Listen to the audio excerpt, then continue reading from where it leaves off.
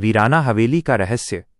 रमेश, एक खोजी पत्रकार, हमेशा रहस्यमयी और अनसुलझे मामलों की तलाश में रहता था। एक दिन उसे एक पुरानी वीरान हवेली के बारे में पता चला, जिसे काला महल कहा जाता था। अफवाहें थीं कि इस हवेली में पिछले 50 सालों से कोई नहीं रहा और जो भी रात को वहां गया वो कभी वापस नहीं लौटा। लोग कहते थे कि वहां एक भयानक आत्मा भटकती है जो हवेली के गहरे रहस्यों को छिपाए हुए है। रमेश को ये कहानी रोमांचक लगी। उसने अपनी जान जोखिम में डालकर हवेली का रहस्य जानने का फैसला किया। एक तूफानी रात टॉर्च और रिकॉर्डिंग उपकरण लेकर वो उस हवेली के मुख्य द्वार पर पहुंचा। हवेली बहुत पुरानी थी। अंदर कदम रखते ही हवा में अजीब सी ठंडक और एक सड़ी हुई नमी महसूस हुई। हर तरफ धूल और जाले थे। रमेश की टॉर्च की रोशनी में हवेली का विशाल हॉल और टूटी हुई सीढ़ियां और भी डरावनी लग रही थीं। जैसे ही रमेश सीढ़ियां चढ़ने लगा, उसे लगा जैसे कोई उसका पीछा कर रहा है। पीछे मुड़कर देखा तो कुछ नहीं था, लेकिन हवा में एक हल्की फुसफुसाहट सुनाई दी। मत आओ, वापस चले जाओ। रमेश ने फुसफुसाहट को नजरअंदाज किया और ऊपर की मंजिल पर पहुंचा। वहां एक लंबा गलियारा था जिसके दोनों तरफ कई कमरे थे।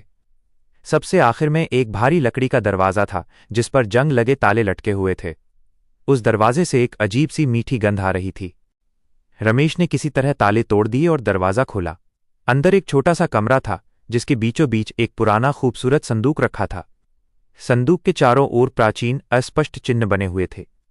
जैसे ही रमेश ने संदूक को छुआ, कमरे की बिजली खुद ब खुद जल उठी, लेकिन ये रोशनी नीली और अस्थिर थी। कमरे की एक दीवार पर एक पुराना अखबार चिपका हुआ था। रमेश ने कांपते हाथों से उसे पढ़ा। ये 50 साल पहले की खबर थी। हवेली के मालिक एक धनी व्यापारी का रहस्यमय ढंग से गायब हो जाना। खबर में लिखा था कि व्यापारी का आखिरी बार उस कमरे में देखा गया था जहां संदूक रखा था। पुलिस ने बहुत खोजबीन की, लेकिन व्यापारी का कोई सुराग नहीं मिला। रमेश ने वापस संदूक की तरफ देखा। उसे लगा कि संदूक ही इस रहस्य की चाबी है। उसने जोर लगाकर संदूक का ढक्कन खोला। संदूक के अंदर कोई खजाना नहीं था, बल्कि एक पुरानी डायरी और एक छोटा सूखा हुआ गुलाब रखा था। जैसे ही रमेश ने गुलाब को उठाया, कमरा तेजी से हिलने लगा और नीली रोशनी लाल हो गई। रमेश ने जल्दी से डायरी खोली।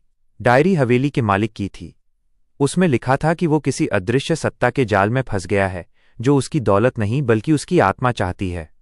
आखिरी पन्नों पर टूटी हुई लिखावट में एक चेतावनी थी, इस संदूक को मत खोलो, ये मेरी कब्र है और अब ये तुम्हें भी फंसा लेगी। मेरा प्यार, मेरा आखिरी गुलाब। रमेश अभी डायरी पढ़ ही रहा था कि उसके ठीक पीछे भयानक हंसी की आवाज गूंजी। उसने पलटकर देखा। उसके पीछे नीले और लाल प्रकाश के मिश्रण में उसी व्यापारी की आत्मा खड़ी थी। लेकिन वो आत्मा अकेली नहीं थी, वो हवा में तैरती हुई काली परछाइयों से घिरी हुई थी।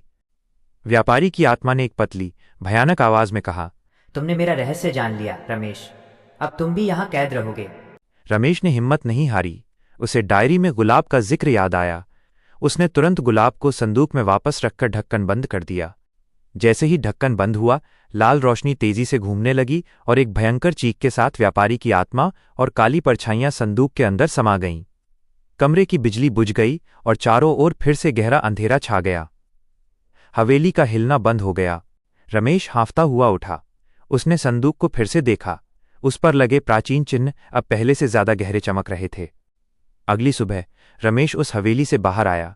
उसने काला महल और उसके अंदर का भयानक रहस्य दुनिया को बता दिया, लेकिन उस डायरी और सूखे गुलाब वाले संदूक को उसने वहीं उसी कमरे में छोड़ दिया, ये जानते हुए कि इस रहस्य को हमेशा के लिए शांत रखना ही बेहतर है।